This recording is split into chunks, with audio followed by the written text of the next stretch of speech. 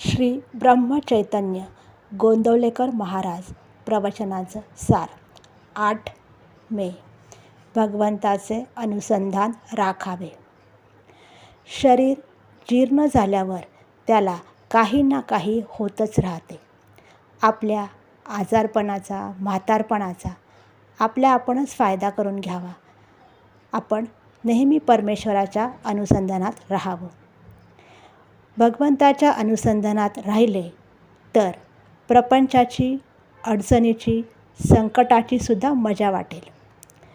ज्या ज्या गोष्टी होत असतात त्या भगवंताच्या इच्छेनेच होतात ही जाणीव ठेवून वृत्ती आवरण्याचा प्रयत्न करावा. आपली वृत्ती जिथे जिथे जाते तिथे तिथे भगवंताची वस्ती असते. म्हणून वृत्ती स्थिर झाली की त्याच्या मागोमाग समाधान येते.